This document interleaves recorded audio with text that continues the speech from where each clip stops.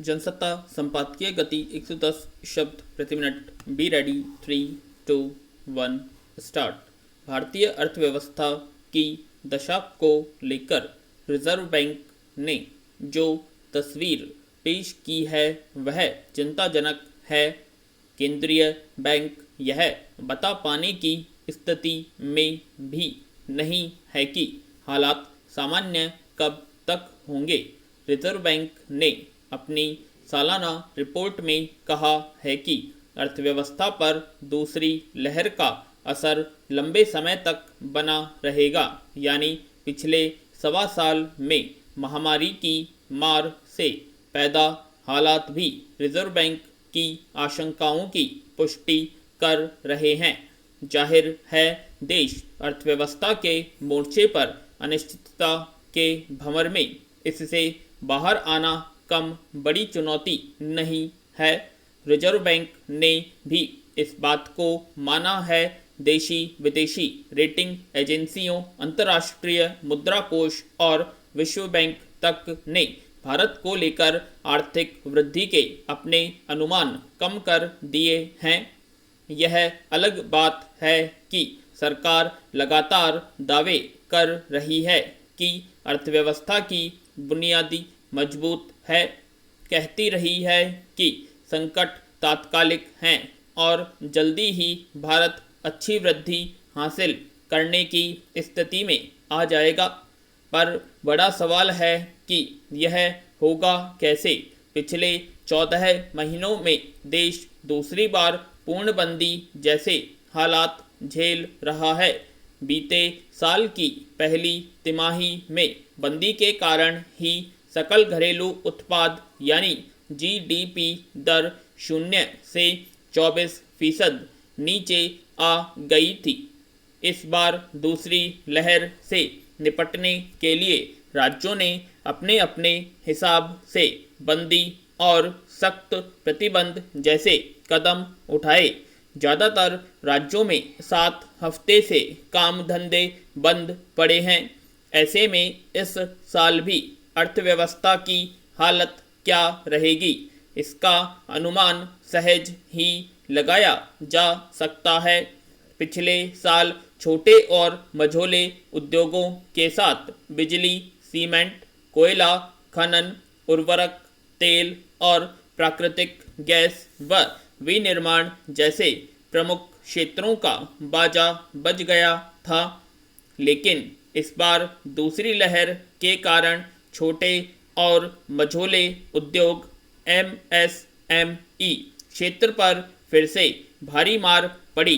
गौरतलब है कि देश में 6 करोड़ 35 लाख एमएसएमई विनिर्माण उत्पादन में इनका हिस्सा 45% है। करीब 12 करोड़ लोगों का रोजगार इनसे जुड़ा है। ज़्यादातर उद्योग पिछले साल की मार से ही नहीं उबर पाए हैं। हालांकि रिजर्व बैंक इन उद्योगों को बिना किसी अड़चन के कर्ज मुहैया कराने के लिए व्यावसायिक बैंकों पर लंबे समय से दबाव बना रहा है। कई रियायतों की घोषणाएं भी की हैं, लेकिन ये सब फलीभूत नहीं हो पा रही हैं। इसमें संदेह नहीं कि जब तक बाजारों से बंदी का दुष्चक्र खत्म नहीं होगा, अब तक उद्योग पूरी ताकत के साथ चालू नहीं हो पाएंगे। पैरा अर्थव्यवस्था में जान फूंकने के लिए बेशक रिजर्व बैंक की कोशिशों में कमी नहीं है। केंद्रीय बैंक इस हकीकत से अनजान नहीं है कि जब तक मांग नहीं निकलेगी, खपत नहीं बढ़ेगी और निवेश नहीं होगा, तब तक अर्थव्यवस्था की गाड़ी पटरी पर ला पाना मुमकिन नहीं है। पर वह यह भी समझ रहा है कि ये तीनों ही काम आसान नहीं है।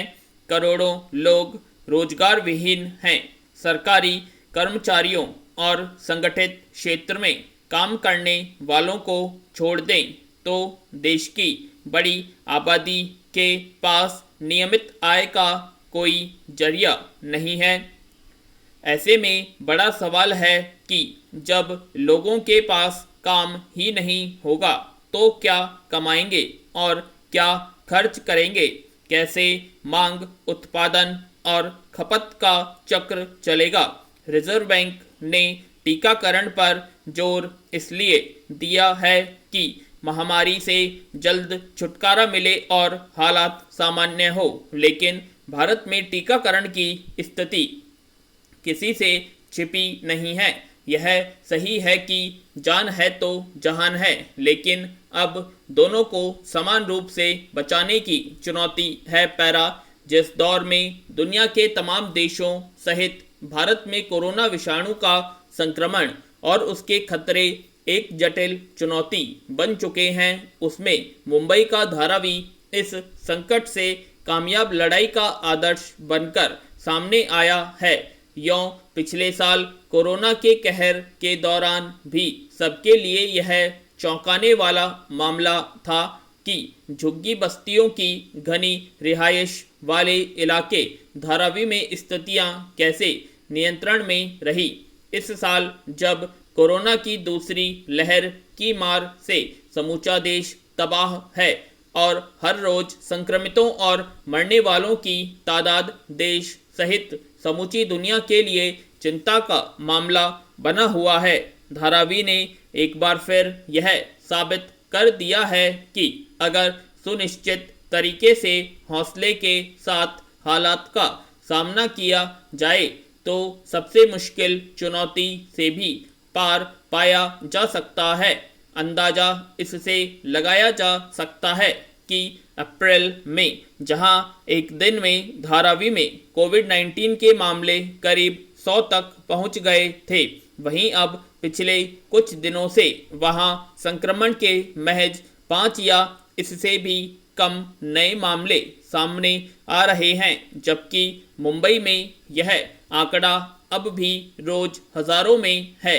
इसके अलावा इलाज करा रहे मरीजों की संख्या घटकर 50 हो गई है।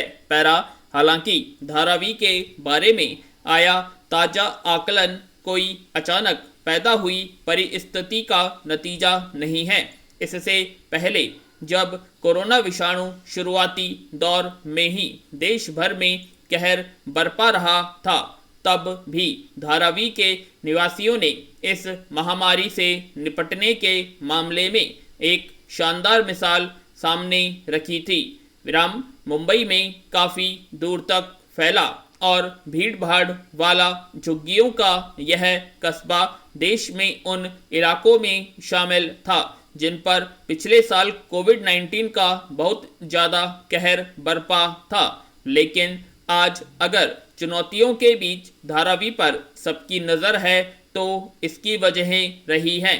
बृहन मुंबई महानगर पालिका के अधिकारियों का कहना है कि धारावी मॉडल और टीकाकरण अभियान ने इलाके में दूसरी लहर को कामयाबी के साथ रोकने में मदद की है कि टीकाकरण का इसमें एक अहम योगदान रहा।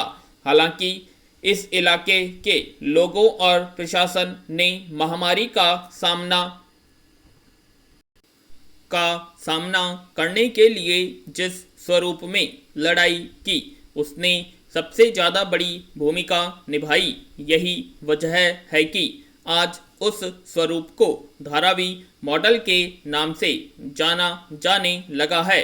साफ है कि पहले दौर में जिस तरह की सावधानियां बरती गई और उसमें निरंतरता कायम रखी गई, उसी का यह हासिल है कि दूसरी लहर में भी यह अहम फर्क दर्ज किया गया।